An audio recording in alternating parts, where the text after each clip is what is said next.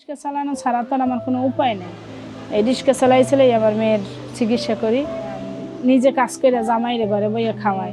হ্যাঁ, মাইয়া মানুষ কাজে নামছে, আর কোনো কাজ নাই। পরের দিন 2 ছেলে মেয়ে লাশ পাইছি। আমি রিক্সা চালাই 1.5 বছর। 1.5 বছর রিক্সা চালাই। আমার মেয়ে অসুস্থ এই 2 বছর 3 মাস। আমার মেয়ে অসুস্থ কারণে আমি 6 মাস কোনো কাজকর্ম করি নাই।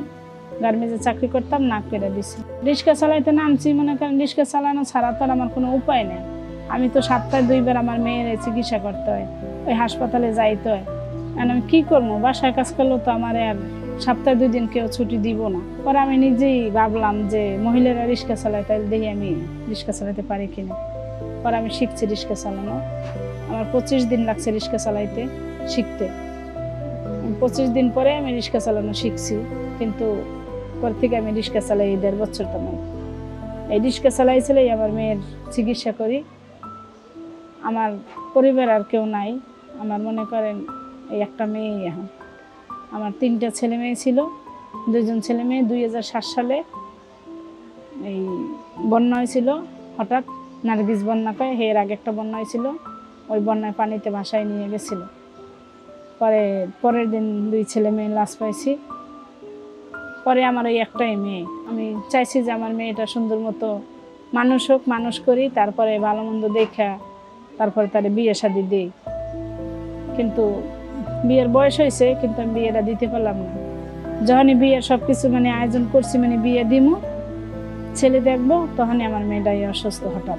এখন মনে করেন রিক্সা চালাইতে গেছেন, অনেকে তো মনে করে যে আমি হয়তো কোনো খারাপ মানুষ, এই জন্য রিক্সা চালাইতে নামছি, নাহলে রিক্সা চালাইতে কেন নামলাম। অনেক বয়স্ক লোকও আছে যে বড় ভাইয়ের মতো কি বাবার মতো বয়স, এরাও মনে করেন দেখলে টিটকেরি মারে, হ্যাঁ মাইয়া মানুষ কাজে নামছে, আর কোনো কাজ নাই, কত কাজ আছে, বাসা বাড়ির কাজ আছে, তাহলে এইসব কাজ না কইরা রিক্সা চালাইতে নামছে কা। আমরা ছেলেরা ভাত পাই না, মেয়ে মানুষ রিক্সা চালাইতে নামছে, কামাই করতে নামছে। আবার অনেকে বলে জামাইরে ঘরে বয় থুইয়া পরে মনে করেন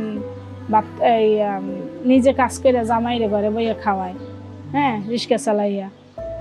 তাই কী করবো, ওদের সাথে বেশি একটা কথা আমি বলি না।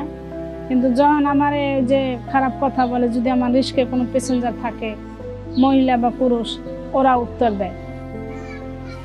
আমার স্বামী বর্তমানে থাকেও আমার কাছে নাই, কারণ আমার স্বামী তো আমার খাওয়ান পরম দেয় না, জিজ্ঞেস করে না। সে নিশাখোর, কাজকর্ম করে না।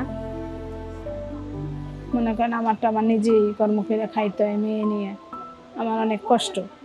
কিন্তু এগুলো আমার স্বামী বুঝে না। আমি রিক্সা চালাই, এরপরে আমি চলি।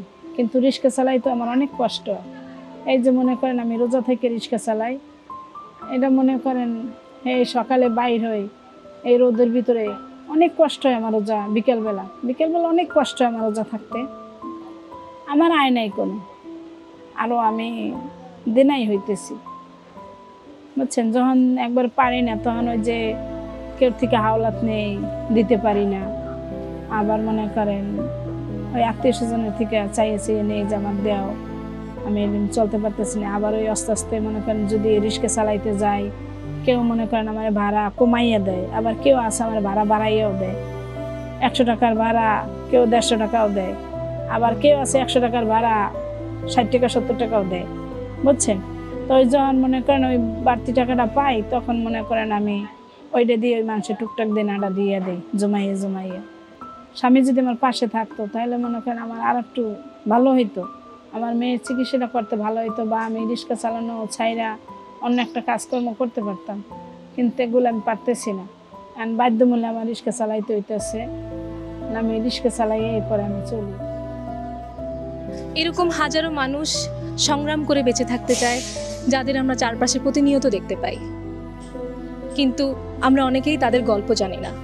পথ চলা আছে সেসব মানুষের সাথে, যাদের গল্প মানুষকে অনুপ্রাণিত করে, মানুষকে ভাবায়, মানুষকে জীবনে টিকে থাকার অনুপ্রেরণা দেয়।